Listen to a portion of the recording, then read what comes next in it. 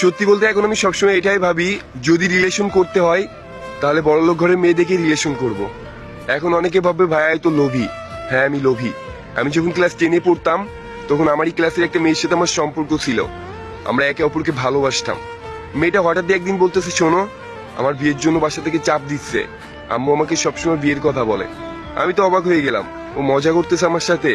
আমরা সবাই 10-এ পড়ি, এখন কিসের বিয়ে? ও আমার সিরিয়াসলি বলতেছে আমার বাসা থেকে বিয়ের কথা চলতেছে, তুমি কিছু একটা করো। আমি তখন কিও বা করতাম। সে আমারে বলতেছে আমার আম্মুর সাথে তোমার বিষয়ে শেয়ার করছি, আমার আম্মু তোমার সাথে কথা বলবে বলছে। আমি ক্লাস 10-এ পড়ি, এই অবস্থার আম্মুর সামনে যাই কি করে?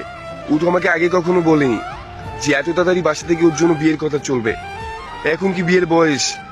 তা ওর আম্মুর সামনে গেছিলাম, যার পরে আম্মু বলতেছে ওদের দুই ভাই বোনের পলিকা চালানোর বাবার পক্ষে আর সম্ভব হচ্ছে না, একা আইডিয়ার কতটুকু বা টানবে। তাই আমরা চিন্তা করছি ওর বিয়ে দিয়ে দিব। ওর বাবার জন্য অনেক কষ্ট হয়ে যাচ্ছে।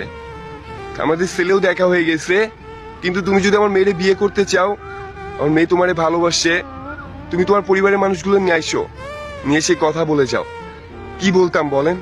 আমি ক্লাস 10-এ পড়ি, আব্বু আম্মুরে বলি কি করে আমি একটা মেয়েকে ভালোবাসি? আমি আন্টির কাছে বললাম, আন্টি আমাদের কিছুদিন সময় দেওয়া যায় না? আন্টি আমাদের কোনো কথা শুনতে চাইলো না। তার পরিবার নাকি চলতেছেই না, তারা নাকি অনেক অভাবে আছে। কি বলবো বুঝতেছিলাম না।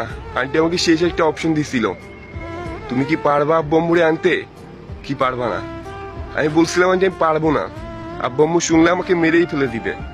আন্টি বললো আচ্ছা ঠিক আছে। আন্টির কথাগুলো শুনে চলে আসতেছিলাম, চোখ দিয়ে টপ টপ করে পানি পড়তেছে আমার। আন্টি পিছু থেকে ডেকে বলতে, শোনো, আমি যে তোমাকে এগুলা বলছি, আমার মেয়েকে বোঝায় তার কাছ থেকে সরে যেতে বলছি, এগুলা তাকে বলবা না। এগুলা নিয়ে বাড়াবাড়ি করলে নেক্সট টাইম আমি তোমার সাথে ভালো ব্যবহার করবো না। এখন যতটুকু করলাম। আন্টির কথা শুনে যে আরো ভেঙে পড়ছিলাম।